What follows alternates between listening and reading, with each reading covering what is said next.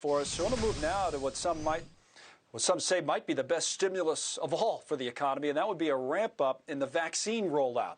We now know that some pharmacies across the country are preparing to receive vaccine shipments directly next week. So let's bring Brandon Daniels in on this, the president of global markets at Exiger. He's joined us throughout the pandemic to talk about the logistics of rolling out these vaccines. And how significant is it that the pharmacies, as we've learned from the White House this week, now might get the vaccines directly? Will this have an impact?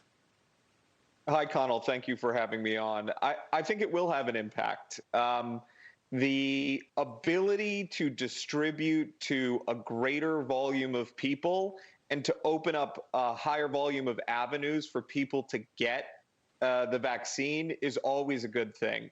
One thing to remember, though, is that the states that have been most successful in their vaccination programs are the states that have kept it simple, right? So they've distributed through hub hospitals. They've made it very clear who those hub hospitals or who those clinicians are that have the vaccine available. So there's always a careful balance that you have to walk between distributing more and creating more complexity in the system and making sure that people have clear guidelines as to how to get a vaccine.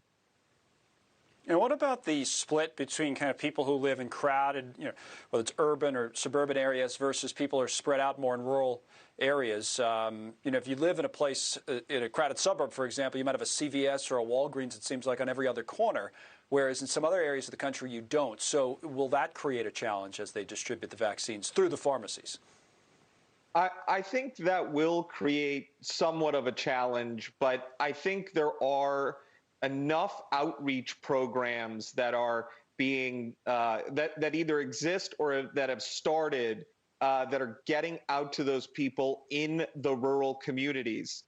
Most of the hub hospitals, as an example, have been proactively outreaching or proactively completing outreach to those patients that they've seen that fit the criteria that is that is eligible for the vaccine at this point. Like, South Dakota is one of the places that's had a fantastic vaccination program. West Virginia is another place that's seen a fantastic vaccination program. And those are two areas that have large rural disparate communities, right?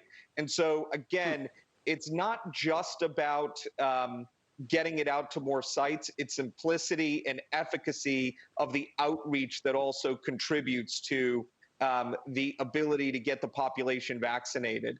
And there are three other things that I would say, Connell, are really important here. One, we are constantly tracking to all eligible adults getting the vaccine.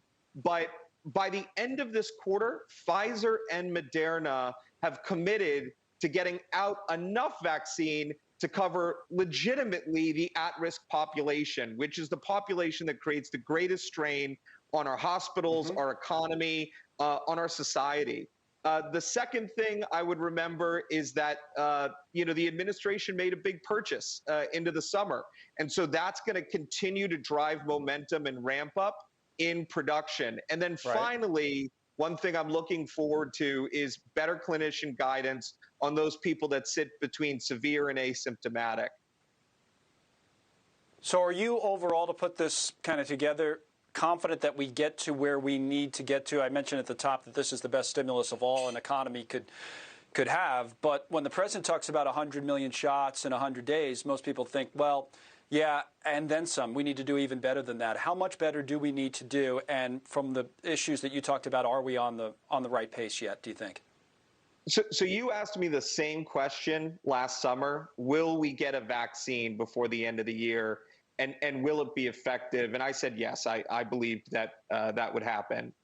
I think right now, the 100 vaccines and 100 million vaccines in 100 days is, it's not the effective goal. The goal is to ramp up and continue the production momentum that we have coming into the summer. I think it's very likely that we will be able to contain the disease in the at-risk population in the spring, and that's the best stimulus of all.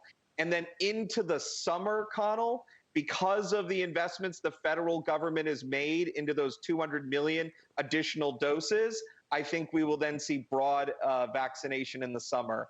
And that is going to explode our economic growth. Okay, those are very good observations, very optimistic ones, I think, as well. Brandon, thank you, especially the at-risk by the spring, which you don't hear a lot of people talking about. So important. Brandon Daniels, as always, thank you for that. We'll keep following those stories. You know, the pandemic has highlighted it.